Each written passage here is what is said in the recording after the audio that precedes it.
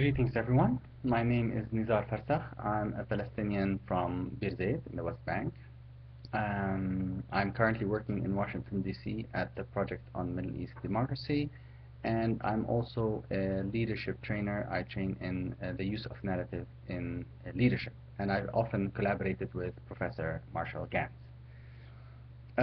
I had planned to be with you at the training. I was supposed to be one of the trainers, but unfortunately my circumstances did not allow me, and that's why I'm talking to you through this video, and hopefully you make use of it, and maybe in the future we'll get to meet and we can talk some more about leadership and the use of narrative in leadership.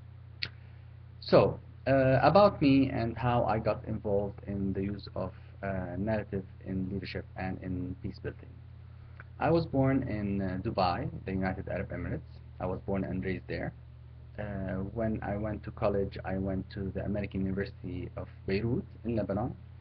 And when I graduated, it was the late 90s and in the midst of the Oslo process.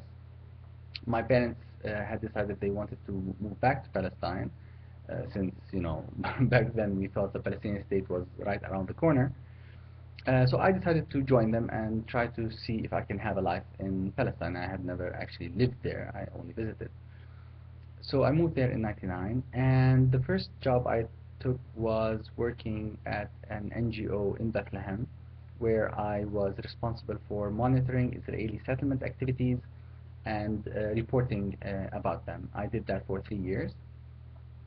And then I did a degree in boundary studies and got recruited or was told about a position to be an advisor to the Palestinian negotiators on border issues. I was interested, but I hesitated because I felt I was very critical of the PLO and the way the Palestinian leadership was managing the peace process. I did not think they were taking good decisions or they had a good strategy. And I was very, very critical of them and did not want to work with them. However, working for 3 years at the NGO sector, I felt like I wasn't having enough of an impact. It was frustrating me. I was feeling like I wasn't doing enough. And I thought, you know what? In an ideal world, I would be able to, if I worked in negotiations, maybe I could actually improve the situation and get a good negotiated agreement with the Israelis. And in the worst case scenario, at the very least, I would understand how the system works from the inside. And maybe with that knowledge of how the system works from the inside, I could then understand better how to change it and how to impact it and be more effective. So I took on the job, and in fact, I worked in the Negotiations Affairs Department for 5 years. And that experience, as interesting as it was, and I learned a lot from it, I quickly got disillusioned also there. I remember sitting across in the negotiating sessions, sitting across my Israeli colleagues, and there were like 5 of them, and we were 5 as well. And just after an hour or an hour and a half of discussions, like getting nowhere, realizing, it dawned to me that they have a purpose that's very different from our purpose. Like we're going at 2 very different goals, and we're not going to get anywhere. And then other negotiation sessions were not very different. So I quickly got disillusioned within the second, third year of working there. But I stayed because I didn't see anything else to do. What really shocked me and broke my back was, in fact, the internal fighting between Hamas and Fatah in 2007. I remember going to the office one day and opening my laptop, and usually the first thing I do, I read the news. And I read a news flash or like a news item that was talking about a group of militants in Gaza that had stopped the car of their rival militant group that had the children of that leader of the rival militant group. And they shot the children in front of the school. And I remember just being completely shocked, and like just thinking, how do you pull the trigger on a 10-year-old? Like how do you actually physically pull the trigger and shoot a 10-year-old? How do you do that? I was confused. I didn't understand how this happened. I was disgusted. but mostly confused, mostly just realizing like we totally lost it. Like we as Palestinians were losing our compass. We didn't know what we were doing, and if we're capable of doing this to ourselves, then we definitely have no ability to lead our people to liberation. So within a few weeks, I left the negotiations department and went to the United States. My sister was there. And a friend of mine who had also worked with me in the negotiations department a few years earlier, uh, she had taken Marshall's course, so she contacted me and told me, Nizar, since you are in the States, you really need to take this course at the Kennedy School. It's with Marshall Gans, it's all about public narrative. This course was made for you.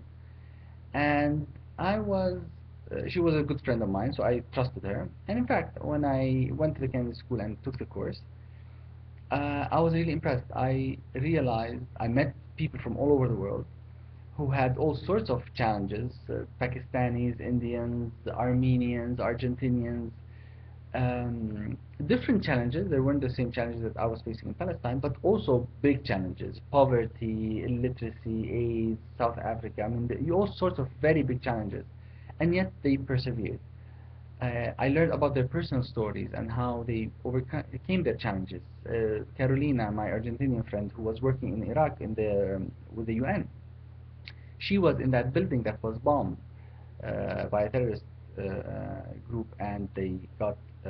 She was in that building, and she got injured, but she also was treated for trauma. And yet, after she finished her treatment, she went back to the same job in the same place. She insisted, no, we are there to help the people, and I'm not going to let them down. I learned about my Armenian friend Martin and his and my Turkish friend Necla. They started having these conversations about the future of Armenia and Turkey, despite the very difficult past that they have. And in fact, it was there in the States that I learned the personal stories of Iltizam in Bil'in and Kobe, who were the Israeli, who were fighting against the wall in Bil'in. And seeing how, through their personal stories, Kobe and Iltizam, you understand better how they share actually certain values, and they're actually part of the same community that's fighting for the same thing. I realized that as difficult as the situation is, what's really important is understanding that events happen, so people get killed, wars happen, disasters, but ultimately these are just events. And how we make sense of them and how we tell the story of what happened is really up to us. That is our choice. We have power over that story. And by having power over that story, we can decide how we can make use of that story as opposed to the story taking control of us. I learned how to, yes, I can understand that I have a difficult situation in Palestine. I am under occupation. The Israelis have a lot of force. I can obsess about the force and the power that the Israelis have and feel weak and victimized. But I can also see that also the Israelis have a challenge of needing to live in peace and security, and I can use that story to try to change the situation as opposed to just keep telling myself that I am the weaker party and I am the party that's not powerful and there is nothing I can do. By saying that to myself, I was defeating myself and losing my agency. And by telling myself a different story, and that yes, that it is a difficult situation and there is a lot that needs to be done, but there are people like Kobe and Iltizam that are having successes, I can change the story and have real impact. And that's how I got into training on narrative and the use of narrative in leadership, because I feel like this is my contribution, this is how I want to have impact in Palestine and Israel. And in fact, what I do now is work with a variety of Palestinian and Israeli groups on the use of narrative in leadership. I hope my story helps you understand better the training, and I hope in the future we get to meet and get to know each other. Thank you for listening. Good luck.